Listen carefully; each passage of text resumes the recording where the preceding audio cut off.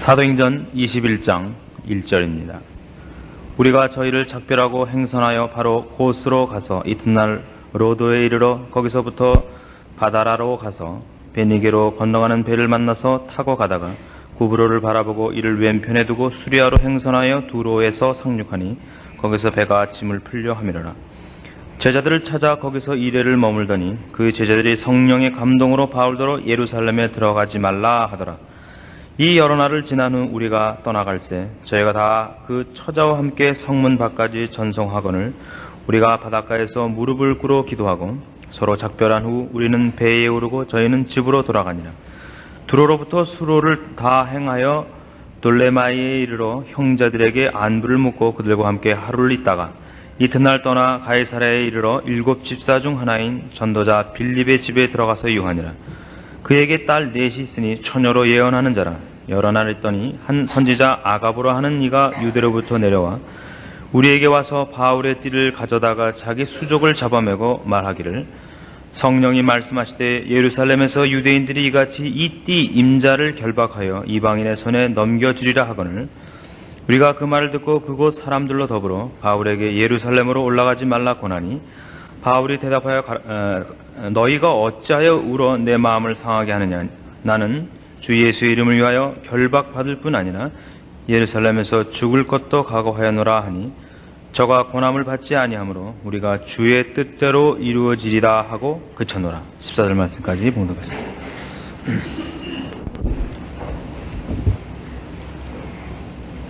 오늘 읽은 본문 중에 특별히 13절을 다시 보아주시기 바랍니다. 바울이 대답하되 너희가 어찌하여 울어 내 마음을 상하게 하느냐. 나는 주 예수의 이름을 위하여 결박받을 뿐 아니라 예루살렘에서 죽을 것도 각오하였노라. 꼭 우리나라 사람만 그런 건 아니겠습니다만 제가 아는 게 우리나라 사람밖에 없어서 그럽니다만 우리나라 사람들 이런 거 읽으면 참 좋아합니다. 그죠? 너무 좋아해갖고 잘 울고 나도 이런 신앙을 갖게 해주십시오. 이렇게 잘하죠. 그 신앙을 갖는 거에 대해서 제가 시비를 거는 게 아니라 성경이 이런 말씀을 기록한 의도가 우리가 지금 감동하는 거하고 별로 일치하지 않는 적이 너무 많아서 그렇습니다. 이 말은 우리가 읽어서 참 좋습니다. 지금 바울은 3차 선교여행을 마치고 예루살렘으로 돌아갑니다. 그동안도 많은 고생을 했고 많은 일을 했습니다. 그리고 이제 예루살렘에 올라가 잡혀서 로마에 갈 것을 각오하고 있습니다. 여러 사람들이 가지 말라고 말리고 있고 성령께서도 그의 앞길이 환난과 고난일 것을 예언하고 가르쳐주고 있습니다. 그럼에도 불구하고 우리 20장 24절에서 이미 본 바와 같이 나의 달려갈 길과 주 예수께 받은 사명 곧 하나님의 은혜의 복음 증거하는 일을 마치려 하면은 나의 생명을 조금도 귀한 것으로 여기지 아니하노라 하는 바울의 신앙으로 무장된 그 멋진 모습과 그의 각오와 그 영광된 뭐라 그래야 됩니까? 하여튼 좋은 말 다 붙여서 그 감동스러운 모습을 봅니다. 그럼에도 불구하고 우리가 이런 구절들을 가지고 성경이 의도하는 것과 우리가 예상하는 것, 우리가 즐겨 기대하는 것과 다르다 하는 것을 제가 굳이 이렇게 밝혀야 된다는 게 어떻게 보면 참 비극적입니다. 그러지 말고 저도 좀 이렇게 이런 거 읽으면서 이렇게 눈물이 글썽해지면서 이렇게 멋진 목소리로 여러분, 우리도 다 이래야 되지 않겠습니까? 이래갖고 서로 울면 여러분도 좋고 나도 좋고 은혜스럽고 헌금 많이 나오고 누이 좋고 매부 좋고 이웃 사촌 좋고 다 좋은데 왜 나는 어쩌다 이렇게 시비만 거는 일을 맡았는지 저도 참 딱합니다. 근데 본문이 요구하는 게 그게 아닌 걸 어떻게 합니까? 제가 눈이 작아서 좁게 보이는지 이렇게 한번 생각해 보세요. 누군가 이렇게 시비를 걸었습니다. 제 설교 테이프를 즐겨 듣는 이가 그분이 나가시는 교회 목사님께 이렇게 말을 했다고 그분이 몹시 언짢은 전화를 저한테 해오셨습니다. 목사님도 그 잠실에 있는 박 목사님 같이 성경을 한번 거꾸로 보세요. 그랬대요. 그래가지고 아니 박 목사는 성경 거꾸로 보셔? 거꾸로 보다니요. 누워서 보죠. 왜 바울이 이런 말을 지금 자주 해야 되죠? 바울은 여러분이 보신 바와 같이 이렇게 잘난 척하는 사람이 아닙니다. 그렇죠? 언젠가 우리가 바울에 대해서 생각해 본 바와 같이 그는 자기 자신의 사역의 가장 큰 특징, 하나님이 자신을 무엇으로 쓰는가 할 때도 언변이나 능력으로 쓰지 않는다는 걸 너무나 잘 알고 있는 사람입니다. 디모데전서 1장 12절 이하에 나온 바와 같이 나로 인하여 하나님의 은혜의 한 증거로 삼았다 그러죠. 내가 죄인 중에 괴수다. 그러나 나를 불러 사도로 쓰는 이유는 하나님이 어떻게 은혜로우신가? 그 구원에 우리의 못난 것이 어떻게 아무런 방해거리가 되지 않는가를 나타내시기 위하여 하나님이 나를 그의 종으로 불렀다. 바울은 자신을 그렇게 인식하고 있는 사람입니다. 그가 우리 괜히 자기를 선전하려는 사람 같이 괜히 머리에 띠 두르고 혈서 쓰고 나는 일사각오로 가노라, 나는 죽음을 두려워하지 않노라 이러려고 이걸 반복하고 있는 건 아니다 말입니다. 그럼에도 불구하고 왜 이런 표현이 자주 나와야 되는 거예요? 다시 말해서 그런 말을 할 수밖에 없는 상황이 되어서 그렇습니다. 그런 말을 할 수밖에 없는 상황이라는 것은 즉 우리가 지금 바울이 갖고 있는 여태껏 그의 일한 바와 그의 겸손과 능력과 그리고 박해를 당하고 고난을 당하고 오해를 받고 여러 가지 어려움을 겪었음에도 불구하고 지금 최고의 절정을 향하여 가려고 하는 때입니다. 사도행전은 사도들의 행적입니다마는 그러나 주인공은 역시 바울입니다. 바울의 그 많은 사역들이 이제 최고의 절정을 향하여 그 클라이맥스를 향하여 달려가고 있습니다. 미국 갔다 온 지 얼마 안 돼서 자꾸 영어가 나오는 걸 용서하십시오. 미국 사람을 만나면 한마디도 안 나오던 게 한국 사람만 만나면 이렇게 술술 나옵니다.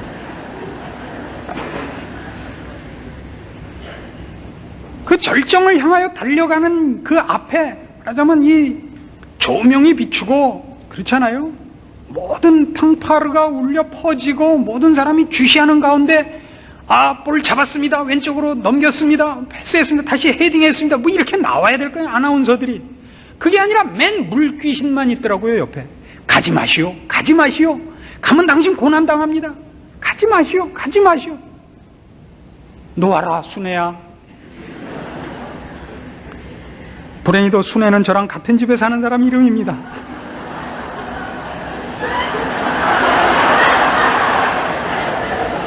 아시겠어요? 바울이 왜 자꾸 이 말을 해야 되는지. 놓아라. 김중배의 다이아가 그렇게 좋다는 말이냐? 놓아라. 이 얘기를 자꾸 해야 되는, 자꾸 붙잡으니까요. 뭐가요? 그의 가는 길을, 그가 아무리 일사각오를 하고 거룩하고 영광된 목표를 가지고 있고 뜻을 갖고 있고 결심과 각오와 헌신 속에 간다 할지라도 그 앞길이 평탄치 않다는 걸 성경은 훨씬 더 우리에게 자세히 설명하고 싶은 거예요. 바울이 어떻게 핏대를 세웠는가가 아니고요. 그래서 21장 들어오면 뭐예요? 우리가 20장에서 실컷 봤죠. 그가 어떻게 마지막을 각오하고 있고 장식하고 있고 유언을 하고 정말 일사각오로 떠납니까? 이준 열사 같이 말해요. 이준 열사가 가서 우리 옛날에 듣기는 배를 갈라서 일본 대표에게 큰 창자 작은 창자를 던지고 죽은 줄로 알았더니 그냥 회의장에도 못 들어가 보고 그냥 죽었더라고요. 병으로. 바울이 그랬어요. 이렇게 갖고 뭐 멋지게 가서 시저 앞에 서갖고 이런 게 아니라 그냥 뒤에 가서 어떻게 죽었는지 얘기도 없이 사도행전이 끝난다고요.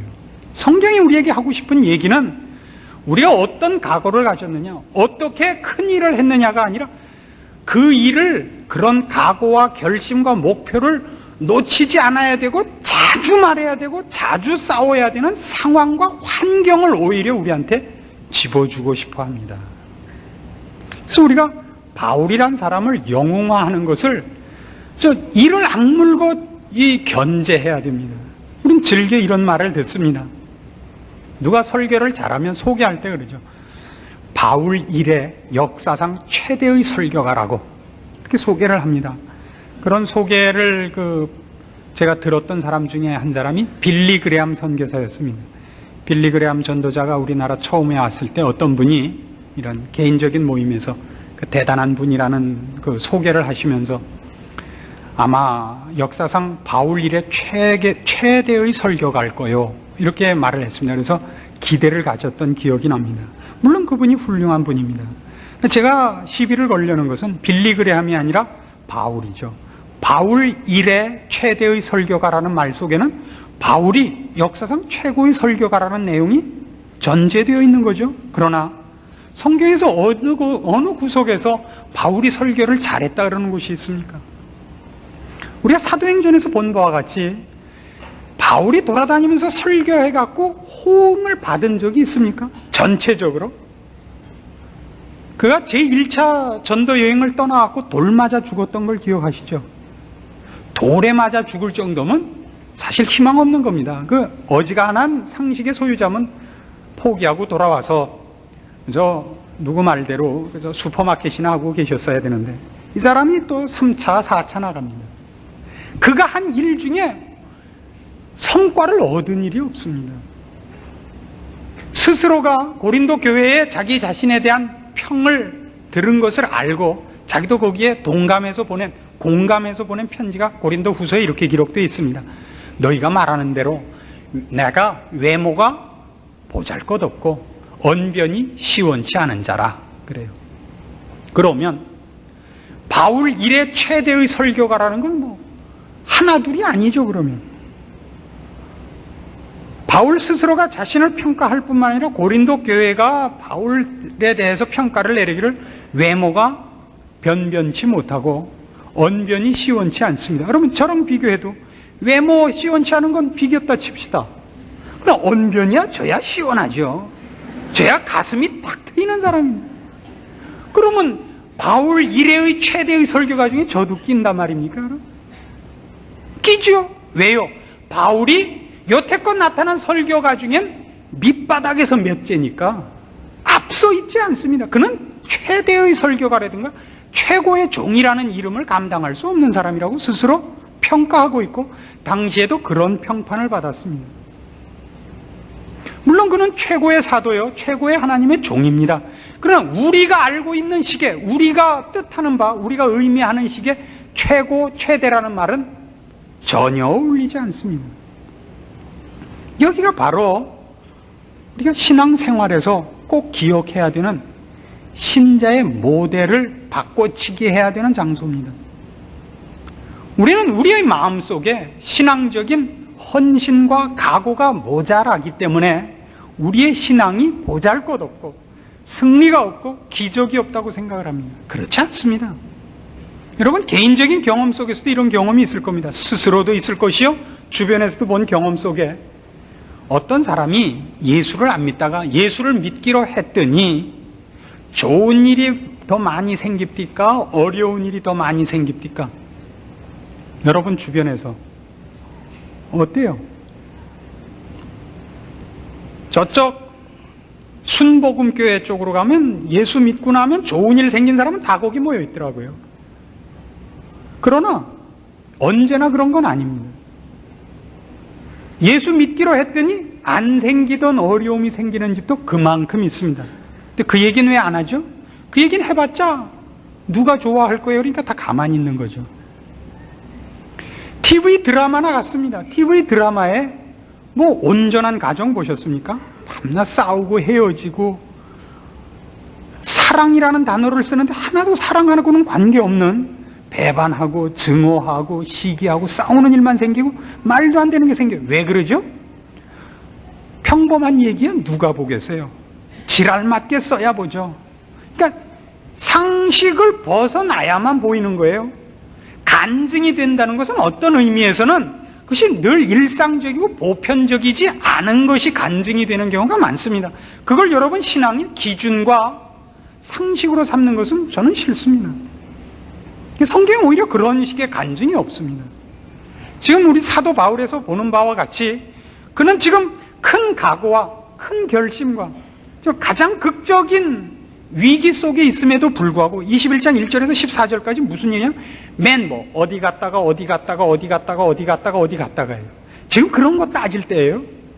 장면이 딱 바뀌면서 그 전에 벌써 이 혈서 쓰고 눈이 벌써 이렇게 딱 빛나면서 말 시키지 말라고 딱 이렇게 된 다음에 장면이 탁 바뀌면 시저 앞에 서 있는 바울 이렇게 나와야 되는데 시저 앞에 서 있는 건 끝까지 없어요.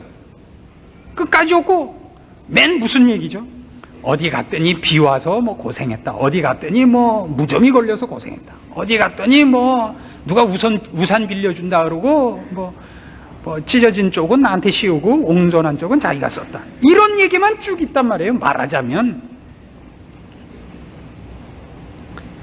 우리가 기억해야 되는 것은 성경 자체가 바울의 사역 자체를 그렇게 불렀다는 사실입니다. 사역 자체가 그래요. 사도행전 9장으로 가보세요. 바울을 불렀을 때 주님이 친히 뭐라고 그의 사역을 정하셨는가를 보십시다.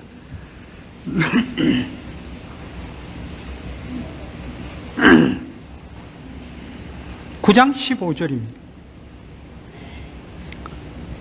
아나니아라 하는 선지자에게 주님께서 바울을 만나줄 것을 명령하시면서 바울이 어떤 책임을 맡은 사람인가를 이렇게 주님이 말씀하십니다. 9장 15절입니다.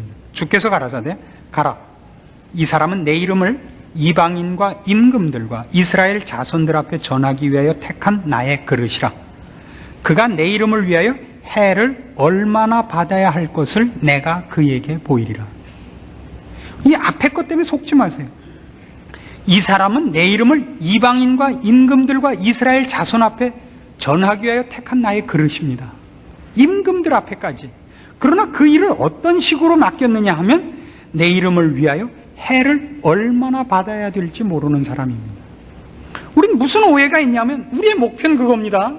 영광된 자리에 가는 것이요 온천한 만물의 주인이신 하나님 앞에 가는 것, 그의 뜻을 따르며 그 앞에 상 받는 인생이 된 것이 우리의 현실이요 우리의 궁극적인 목표입니다. 그래서 그가 시키시는 일이 순종만 하고 신앙을 갖고 쫓아만 가면 늘 쉽게 풀리는 길일 것이라는 기대가 있습니다. 영광된 목표와 하나님께서만이 인정하시고 정하시고 그의 지혜와 능력으로 짜놓으신 그 영광스러운 목표를 이루시는 방법이 십자가의 방법일 거라는 것을 자꾸 결부시킬 줄을 모릅니다.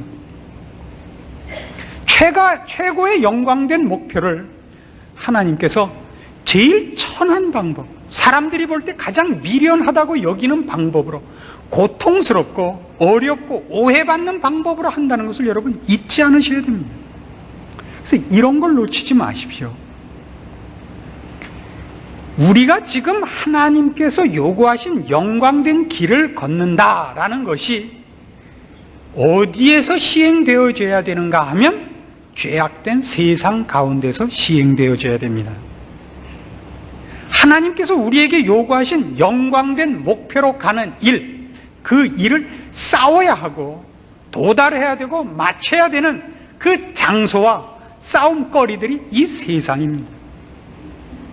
주님 앞에 도달해야 비로소 다시는 죽는 일이나 고통받는 일이나 병드는 일이나 이별이나 슬픔이나 고통이 없습니다.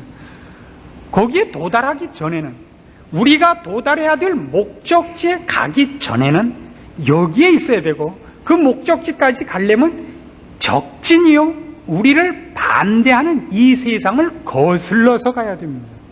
여기에 바로 신자가 겪어야 하는 모든 고난이 있고 그의 각오와 결심과 신앙이 힘을 써야 되고 맞서서 싸워야 되는 적이 있습니다. 이렇게 생각지 마십시오. 내가 목표로 하는 것이 영광스럽다는 것 때문에 내가 이 세상을 초월해버리고 이 세상과 무관한 사람이 되는 어떤 무아경지로 득도하는 것이 나를 이 세상에서 초탈시키는 것이라고 생각지 마십시오. 신앙은 이 거스르는 세상을 내가 목표로 한 영광되고 진리된 자리까지 싸워서 가는 싸움입니다. 싸워서 가야 되는 것. 실제로 예수님께서 요한복음 15장에서 이렇게 우리의 현실을 우리에게 분명히 알게 하셨습니다. 요한복음 15장 18절입니다. 세상이 너희를 미워하면 너희보다 먼저 나를 미워한 줄 알라. 너희가 세상에 속하였으면 세상이 자기의 것을 사랑할 터이나 너희는 세상에 속한 자가 아니요 도리어 세상에서 나의 택함을 입은 자인 거로 세상이 너희를 미워하느니라. 신자가 걸어가야 하는 원리와 목표와 방법과 이 세상이 우리에게 유혹하고 우리를 방해하고 세상이 우리에게 제시하는 원리와 목표와 방법은 상충됩니다. 여기는 전쟁터입니다. 어디나 전장입니다.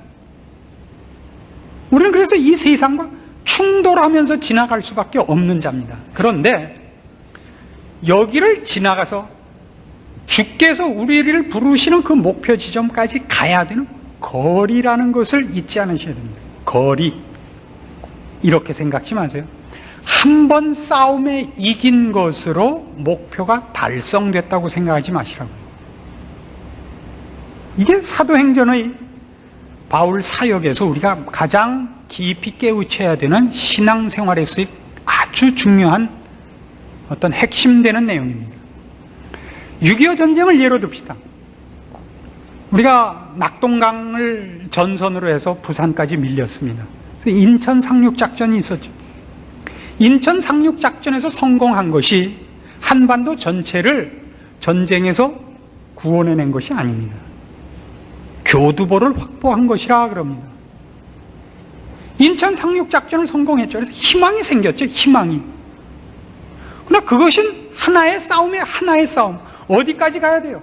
압록강까지, 두만강까지, 백두산에 태극기를 꽂을 때까지 전쟁은 계속돼야 되는 겁니다. 그래서 전투의 꽃을 뭐라 그러냐면 이 전쟁을 하는 데 있어 군인 중에 최고의 뭐라 그럽니까? 군인 중에 최고의 꽃을 보병이라 그래요. 이 전투조종사 혹은 무슨 기갑부대 배 타는 사람 다 멋있죠. 그 나름대로 다 역할이 있습니다만 전쟁이란 것은 결국 적을 섬멸하는 것이 끝이 아니라 적을 몰아내고 아군이 그 땅에 올라서야 되는 겁니다. 그래 내 것이 돼요. 내 점령지가 돼요. 보병이 군인의 꽃입니다. 아군의 군화가 찍힌 자리까지 우리 땅, 우리가 평정한 땅입니다. 그 전투 중에는 걸어간 곳도 있습니다. 걸어간 곳. 싸우지 않고 그냥 다만 걸어만 가는 곳도 있습니다. 그러나 싸워야 되는 곳도 있습니다. 1m마다 10구의 시체를 묻어가면서 쫓아 올라간, 싸워 뺏어간 땅도 있습니다. 철의 삼각지, 대성리 전투, 백마고지 전투, 우리가 너무나 잘 아는 전투들입니다. 야트막한 산 하나 뺐는데, 그 고지 하나 뺐는데 몇 천 명, 몇만 명의 사람들이 죽고 다칩니다. 큰 전투입니다. 그러나 그 전투가 큰 것 때문에 많이 뺏었다고는 생각하시면 안 됩니다. 산 하나 뺏은 겁니다. 그 전투를 싸운 이유는 그걸 뺏음으로 인해서 그 이후에 이루어질 모든 전투와 우리가 뺏고 확보해야 되는 거리를 더 쉽게 얻기 위한 하나의 전투이지, 그 전투 하나가 그 나라의 무슨 평화를, 전쟁을 좌우하고 있는 것이 아닙니다. 끝을 내는 것이 아닙니다. 거기 한 요소들에 불과합니다. 바울이 우리에게 시사하는 것은 그겁니다. 그의 결심과 그를 말리는 그리고 유혹하는 모든 것을 극복하는 것은 이제 전투를 회피하지 않고 담대히 총 들고 철모 쓰고 군화 신고 나서는 것입니다. 그래서요, 싸워야 됩니다. 싸워야 돼요. 여러분, 군에 처음에 가시면 맨 먼저 뭘 줍니까? 남자분들 군에 가셔서 맨 처음 받은 게 뭡니까? 맨 처음 받은 게 총이 아닌 것을 기억하실 겁니다. 맨 처음 가면 옷 주고 신발 주고 밥 주죠. 밥. 전쟁은 총 쏘는 것으로만 하지 않습니다. 물론 이것이 가장 실감나는 전투의 형태입니다. 전쟁은 이 전투를 하기 위하여 그 전투를 하는 모든 사람들이 끈질겨야 되고 애국심을 가져야 되고 자기 책임을 지켜야 되고 그 체력을 갖고 있어야 됩니다. 그래서 모든 전투 요원은 총과 실탄을 가질 뿐만 아니라 화기를 가질 뿐만 아니라 발이 편한 신발, 추울 때 추위를 이겨줄 방한복, 그리고 때마다 먹어야 되는 식량을 확보하고 있어야 됩니다. 에베레스트를 정복하러 가는 등산가를 생각해 보십시오. 높은 산입니다. 높이 올라가면 고산 증세가 나타나서 산소도 희박해져서 숨도 차다 그래요.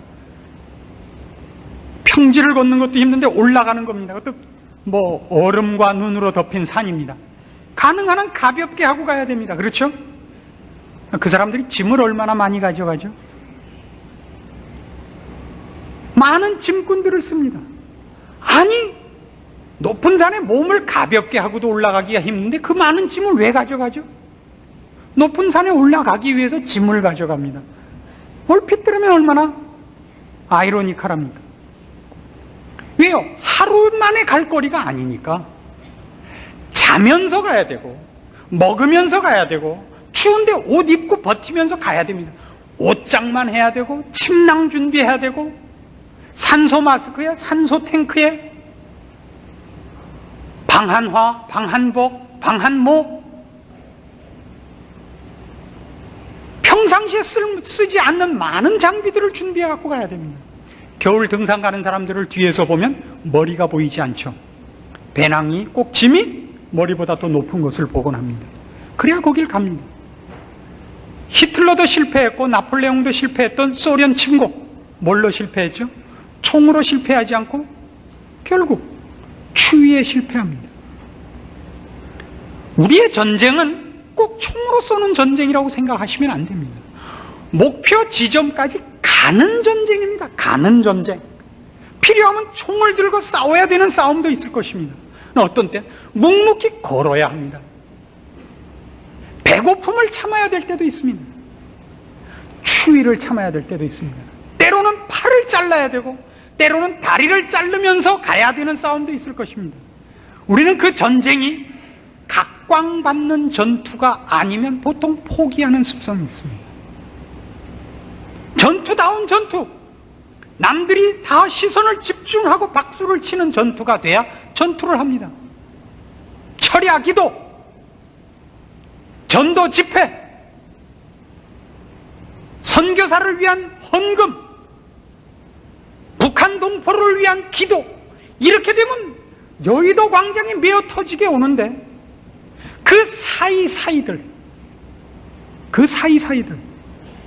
전쟁을 할 때 전투가 벌어지면 제일 필요한 게 뭐예요? 총입니다. 총과 실탄입니다. 그럼 묵묵히 행군을 하면 제일 귀찮은 게 이놈의 총입니다.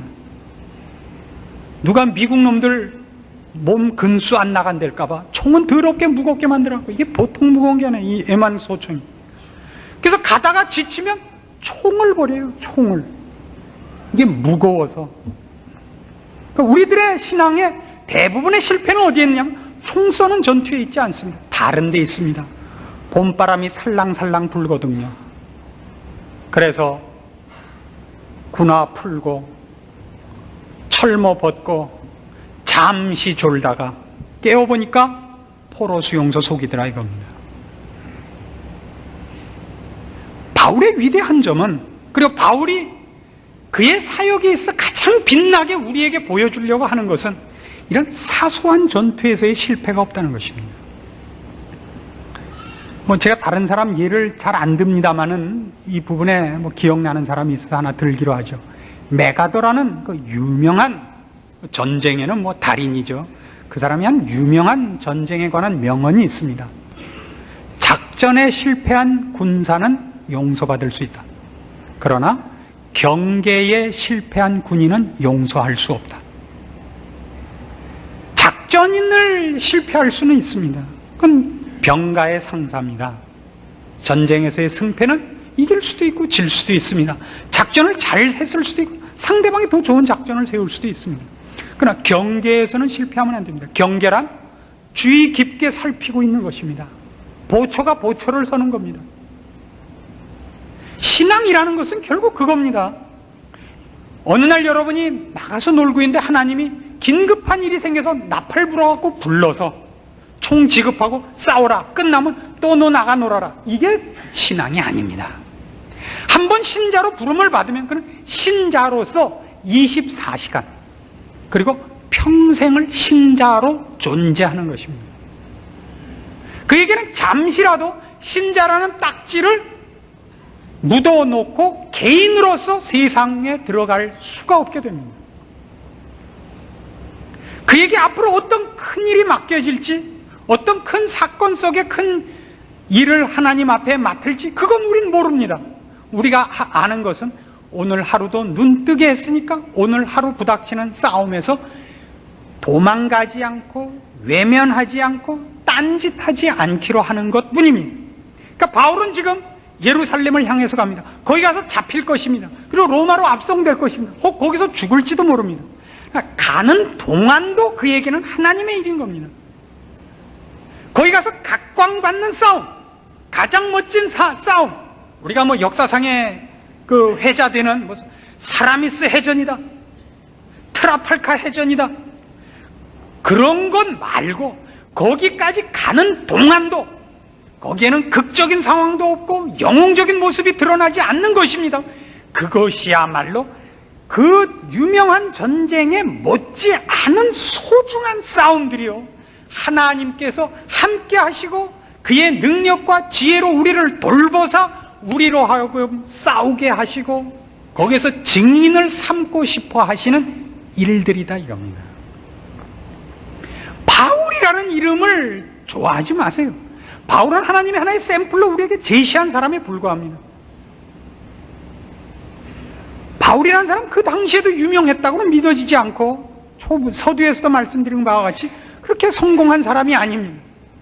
그러나 하나님이 우리에게 보이고 싶은 것은 그가 극적이지 않고 영웅적이지 않은 모든 곳에서 묵묵히 자기 일들을 한 것, 말없이 씨를 뿌린 것들이 오늘 이와 같은 열매를 맺었다는 걸 보이고 싶으신 겁니다. 그것이 사도행전 기록의 가장 중요한 줄거리입니다. 거기 이름 없는 사람들의 평범한 신앙이 주를 향한 열심과 충성된 저들의 신앙적인 인내가 그것이 오늘날 우리라는 열매를 맺었다는 거죠.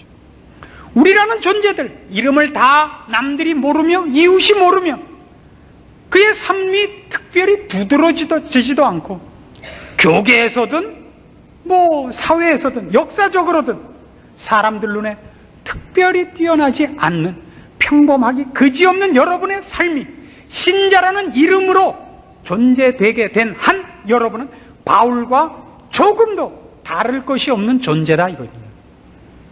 여러분이 강감찬이 되고 을지문덕이 되고 이순신이 될 필요가 없습니다. 여러분은 이미 여러분이 신자가 된 것, 그리스도의 이름으로 그의 자녀가 된 것으로 이미 바울 이상이요, 모세 이상이요, 여러분을 대신할 아무도 없는 하나님 나라의 가장 소중한 상속인이요, 증인이요, 지금도 하나님께서 여러분을 통하여 일하시기를 가장 기뻐하는 만민 중에서 지명하여 가려 뽑은 정예입니다. 그걸 알기는 하는 겁니까? 그게 여러분입니다. 그게 성경이 우리에게 얘기하고 싶어 하는 것이죠. 하루하루의 삶이라는 것은 얼마나 자질구레합니까? 그렇죠? 여자분들은 하루 종일 애하고 씨름하는 게 일이죠. 저희 집사람 가끔 저한테 그런 시비를 겁니다. 당신이 그럼 집에서 빨래하고 애봐. 내가 나가서 설교 한번 해볼게. 그래서 제가 뭐래요? 제가 언제 잘났다 그랬어요? 그게 위대한 겁니다. 그게 위대한 거예요. 그게 센 겁니다. 참 센 겁니다. 밥하는 게 센 겁니다. 나가서 증권 사는 게 센 거 아닙니다. 여러 번 부탁하지만 돌아다니지 좀 마십시오. 집을 지키는 게 센 겁니다. 그게 센 겁니다. 차 몰고 선글라스 끼고 기어 돌아다니는 게 센 거 아닙니다. 아닙니다. 그 절대 잘난 거 아닙니다. 집에 계십시오. 집을 지키십시오. 남편이 올 때 집에 마누라가 있어야 됩니다. 그거 없으면 큰 죄입니다. 그 죄입니다. 자녀 공부할 때 마주 앉아 계십시오. 자기는 친구들 불러다 고시톱 치면서 중간중간마다 꼴찌돼서 광 팔고 쉴 때마다 해보고 뭐라 그러지 마십시오. 그러지 마세요. 예배당에 와서 이렇게 묵묵히 앉아서 가는 거 센 겁니다. 그게 센 겁니다. 뭐 한다고 날뛰는 것이 꼭 센 거 아닙니다. 일을 맡은 사람이 있을 수 있습니다.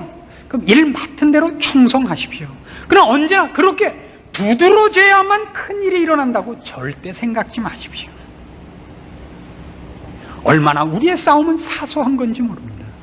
얼마나 사소한 건지 모릅니다. 러시아의 그 전투 그 전략은 그 땅이 크고 거기가 추운 지방이라서 언제나 수비전이라 그럽니다. 아주 재밌게도 러시아의 그 작전 형태는 후퇴 전략입니다. 후퇴 전략. 나폴레옹과 싸울 때도 그랬고, 히틀러와 싸울 때도 그랬고, 노일 전쟁 때 일본과 싸울 때도 그렇습니다. 일본이 러시아와 전쟁을 할 때 러시아가 전혀 지고 있지 않았습니다. 근데 자체 내에 이제 공산주의 혁명이 일어나서 제정 러시아가 망하는 바람에 노일 전쟁에서 일본이 이긴 것으로 됐지 일본이 이기지 않았습니다. 근데 왜 이긴 것 같이 보여지냐면 한 번 전투를 하고 나면 꼭 러시아가 후퇴를 하는 거예요. 그러면 원래 우리나라식 전투나 일본식 전투라는 건 전진하는 쪽이 이기는 겁니다. 그렇지 않습니까? 그러나 러시아라는 나라는 전진을 하는 것이 이기는 게 아니라 후퇴를 하는 것이 이기는 겁니다. 그래서 적을 소모시키면서 자기네 나라 깊이 끌고 들어옵니다. 왜냐면 나라가 워낙 크니까 안만 들어와 봤자 안방에 들어오려면 그건 뭐 시간이 여간 걸리는 게 아니거든요. 12대문도 더 되니까 문간 들어오고 그러니까 적을 소모시키면서 계속 끌어들여서 적의 보급선을 길게 만듭니다. 군대가 하나 적진에 나가서 일선에서 싸우려면 후방에서 거기까지 실탄도 보내야 되고 그리고 밥도 보내야 되고 많은 것을 보내야 됩니다. 이 보급선을 그냥 혼자 달랑 지고 갈 수는 없습니다. 이걸 또 지키는 경비 병력이 필요합니다. 그래서 자꾸 들어가면 들어갈수록 일선에 전투를 해야 되는 숫자보다 이 보급선에 매달리는 숫자가 자꾸 많아지는 겁니다. 경비해야 되는 사람도 많아지고 점점 수가 줄어지고 이게 길어지면 최후의 순간에 일거에 박살을 내는 법, 이것이 러시아의 원래 그 역사와 전통을 자랑하는 전략입니다. 근데 일본은 그렇게 해서 쭉 들어가다가 최후의 한 대를 맞기 직전에 러시아가 공산화함으로써 나라 자체가 붕괴됨으로써 승리한 것으로 끝이 났어요. 그래서 기고만장하게 됐죠. 그러나 히틀러나 나폴레옹은 그렇게 되지 않아서 실패했습니다. 겨울이 다가오고 탱크 안에 들어있는 휘발유까지 어는 겁니다. 탱크가 움직이질 못하는데 무슨 소용이 있어요? 참혹한 후퇴를 하죠. 전쟁이란 그런 겁니다. 가서 총 쏘는 것이 전부가 아니라 그걸 날라오는 것도 전쟁이고 들고 가고 지키고 하는 모든 것이 전쟁입니다. 남편 하나가 나가서 대사회적으로 역사적으로 아니 한 가정을 지키는 일을 하는 데는 가정을 지키는 아내의 뒷바라지 이상 더 중요한 후원자는 없습니다. 그래서 어느 한 남자가 공적을 남긴 일이 있으면 언제나 그건 부부의 공적이죠. 언제나 부부의 공적입니다. 더 나아가 부모의 은덕이요, 자녀들이 말 잘 들어준 것까지도 되죠. 우리의 신앙 싸움은 어떻게 되어 있습니까? 누구나 다 각광받는 모습, 각광받는 전투, 이것 외의 것은 전혀 안 하는 사람들입니다. 놀고 있다가 부르면 전쟁터에 가서 두루룩 한번 해주고 돌아오는 람보가 되고 말았습니다. 그 사이가 없습니다. 그 사이가 없어요. 성경은 우리에게 뭘 요구하느냐? 그 전쟁터에 가다가 죽는 것은 순교일지언정 전쟁이 일어날 것을 기다리고 앉아 있는 것은 순교라고 그러지 않는다는 겁니다. 우리로 하여금 전쟁을 치르고 전쟁에서 승리자가 되게 할지 안 될지는 그건 하나님 마음대로입니다. 필요하다면 하나님이 우리를 승리자로 만들기도 하고 패배자로 만들기도 합니다.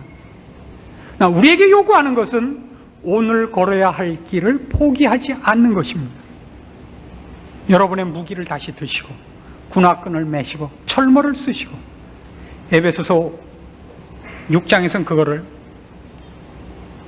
신자의 무장으로 이렇게 드러내고 있습니다. 의의 띠를 메고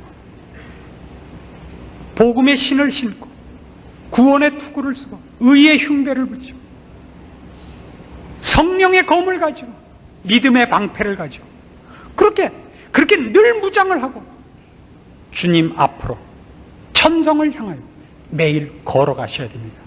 걸어가지 않는 자에게는 전투가 일어나지 않습니다. 그리고 그 사소한 전투가 이어지는 것만큼 여러분은 여러분의 전투의 거리를 가고 있는 것입니다. 거리를, 사건을 만나는 것이 아니라 거리를 가는 것입니다. 아무리 중요한 사건, 아무리 사소한 사건이라도 거리라는 개념을 빼어놓고는 여러분을 흔들지 못하게 하십시오. 큰일 한번 잘한 걸로 평생 울고 먹지 마시고, 큰일 한 건도 없다는 것 때문에 여러분이 사소하거나 하나님 앞에 중요하지 않은 존재라는 의심을 품지도 마십시오. 걸어가는 싸움입니다. 목적지까지 하나님이 나에게 내 발로, 내 군화로 다 찍어서 하나님 존전에 오기를 요구하는 그 자리까지 매일매일의 발걸음을 띄워놓아야 합니다. 그러기 위한 우리의 싸움을 해야 됩니다. 여러분의 신앙 고백이 아무리 훌륭하고 멋지고 영광되고 거룩하다 할지라도 걷지 않는다면, 그 길을 지속하지 않는다면 그것은 신앙생활이 아닌 것입니다. 기도하십시오. 하나님 아버지 은혜를 감사합니다. 우리를 하나님의 자녀 삼으시고 우리의 존재가 이제 언제 어느 곳에서든지 평생 동안 주의 자녀라는 이름이 지워지지 않게 하셨습니다. 그러므로 이제 구하오니 지혜를 주시고, 그리고 게으름과 미련한 잠에서 일깨워 주시옵소서.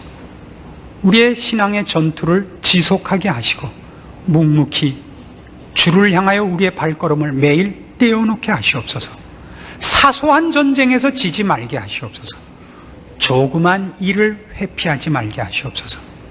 큰 전투를 대비하되 모든 싸움에서 긴장된 마음과 주를 향한 열심으로 대처하는 신앙인이 되게 하심으로 하나님이 우리의 삶과 우리의 존재 속에서 늘 영광 받으시고 늘 주께서 요구하시는 일을 이루시는 복된 신앙생활이 되게 하시옵소서.